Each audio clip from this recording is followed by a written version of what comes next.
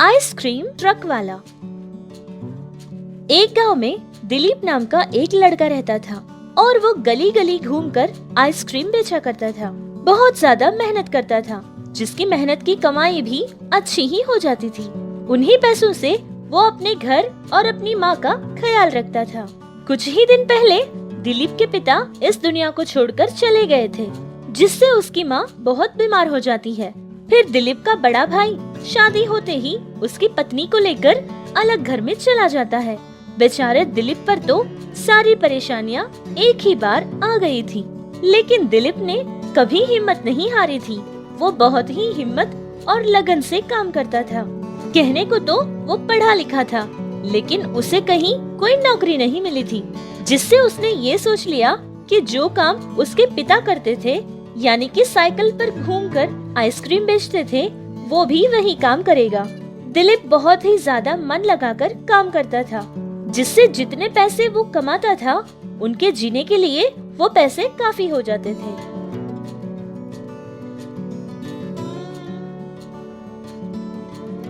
अरे यार दिलीप, कैसे हो? बहुत समय हो गया तुम्हें देखकर। और ये क्या, आइसक्रीम बेच रहे हो? अरे यार, हमारे गैंग में तो बहुत अच्छा पढ़ने वाला तो तू ही था। मैंने सोचा कि तू कोई बहुत अच्छा काम कर रहा होगा और लाइफ में सेटल भी हो गया होगा, लेकिन ये क्या? अरे वो सब छोड़ो और बताओ, आइसक्रीम खाओगे? धूप बहुत तेज है ना।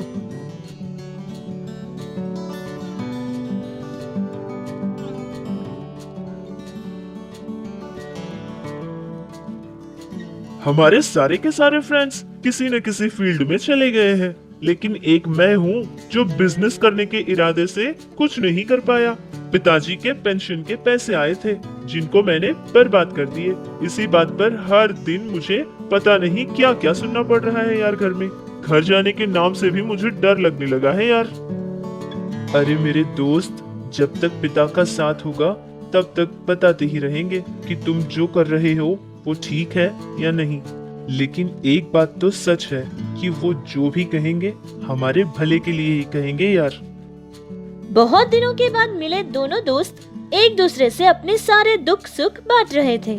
दिलीप की सारी परिस्थिति वो अपने दोस्त रवि को बता देता है। फिर इसी तरह वो लोग कुछ देर बातें करने के बाद अपने अपने घर चले जाते हैं।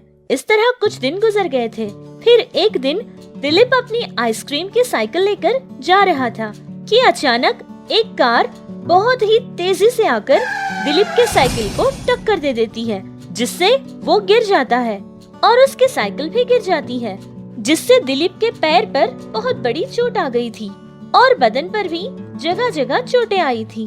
वो ऐसे ही सड़क पर पड़ा रहा। कुछ अच्छे लोगों ने उसे देखकर उसकी सहायता की और उसे अस्पताल पहुंचा दिया था। अस्पताल पहुंचने के बाद दिलीप अपने दोस्त रवि को फोन करता है और अपने पास बुलाता है।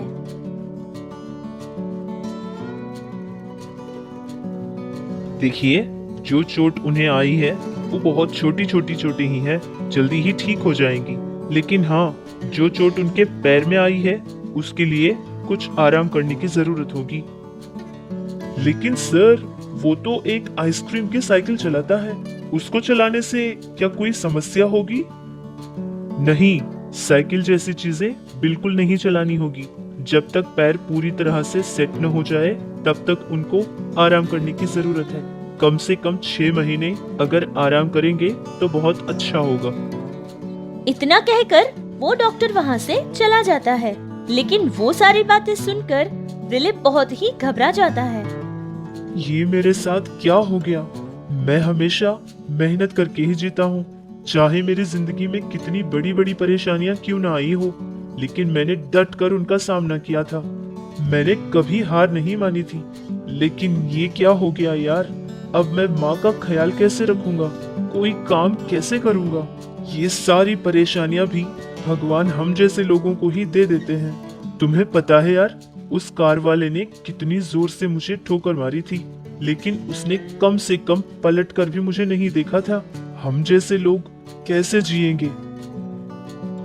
अरे यार दिलीप, तुम चिंता क्यों करते हो? ठोकर लगने के बाद भी उठ खड़े होने का धैर्य तुम्हारे अंदर बहुत है। कुछ ही दिनों की तो बात है ना, सब ठीक हो जाएगा। अब इसके बारे में तुम बिल्कुल मत सोचो। और हाँ, जो भी तुम्हें चाहिए होगा मैं सब देख लूंगा। तुम बिल्कुल वरी मत होना यार। ये सब कहकर रवि अपने फ्रेंड दिलीप को हिम्मत देता है और उसके अस्पताल के बिल भरकर उसे अपने घर लेकर जाता है। दिलीप को ऐसी परिस्थिति में देखकर उसकी माँ बहुत घबरा गई थी और ज्यादा चिंतित हो रही थी। लेकिन दिलीप बहुत ही हिम्मत वाला था। ऐसी हालत में भी वो अपनी माँ को समझाता है और अपनी माँ को हिम्मत देने की बातें करता है। एक बात से दिलीप को खुशी थी कि उसके दोस्त रवि ने कहा कि किसी भी बात की चिंता ना करे, जो भी चाहिए होगा वो देख लेगा। लेकिन दूसरी तरफ ये सब करने से दिलीप का स्वाभिमान उसे रोक रहा था। फिर वो ये सोचने लगा कि ऐसा क्या काम हो सकता है जो वो घर बैठे ही कर सकता है और कुछ पैसा कमा सकता है। तभी उसे एक बात याद आई थी कि फॉरेन कंट्रीज में फूड ट्रक्स और आइसक्रीम्स जैसी ट्रक्स बहुत सारी होती है। ये वो बहुत बार सुन चुका था, लेकिन उनके गांव में 1 या 2 फूड ट्रक्स तो हैं, लेकिन अभी तक आइसक्रीम की ट्रक वहाँ नहीं थी। दिलीप ने ये सोचा कि ये काम क्यों न किया जाए, लेकिन ये काम करने के लिए जितना पैसा खर्च होगा उतना पैसा तो दिलीप के पास नहीं था। तभी उसे रवि की याद आती है। दिलीप को लगा कि इसमें रवि उसकी जरूर कोई सहायता करेगा। रवि, मैंने कभी किसी से कोई सहायता नहीं मांगी थी, क्योंकि मेरे पिताजी ने मुझे हमेशा यही सिखाया था कि मेहनत करके पैसा कमाना चाहिए, चाहे वो काम कैसा भी क्यों ना हो। लेकिन काम करने और मेहनत करने के लिए शर्माना बिल्कुल नहीं चाहिए। मेरे पिताजी बहुत मेहनत करते थे और हम लोगों का पोषण भी करते थे। अब मेरी बारी है उनका एहसान चुकाने का। मैं अपनी माँ का पूरा ख्याल रखूंगा। क्या इसमें तुम मेरी मदद करोगे? अरे मेरे दोस्त, मैंने तो तुमसे पहले ही कहा था कि जो सहायता होगी मैं करूंगा, तो फिर तुम ऐसे क्यों सोचते हो?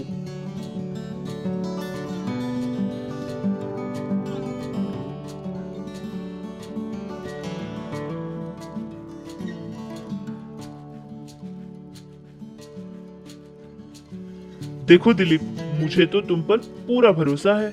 मैं ये सारी बात भी अपने पापा से कहूंगा और पापा भी बहुत खुश हो जाएंगे, क्योंकि हमेशा कहते रहते हैं कि दिलीप से कुछ सीखो, दिलीप से कुछ सीखो।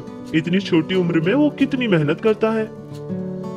इस तरह दिलीप ने आइसक्रीम ट्रक के प्लान के बारे में रवि को पूरी तरह से बता दिया था। रवि को भी ये आइडिया बहुत ही अच्छा लगा था। फिर बिना कोई देर किए उन लोगों ने आइसक्रीम ट्रक को बनवाना शुरू कर दिया था।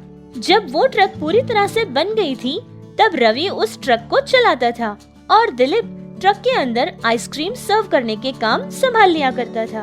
इस तरह उन दोनों का आइसक्रीम ट्रक वाला बिजनेस बहुत ही अच्छा चलने लगा। जहाँ देखो वहाँ इसी ट्रक की बातें चलती रहती थी।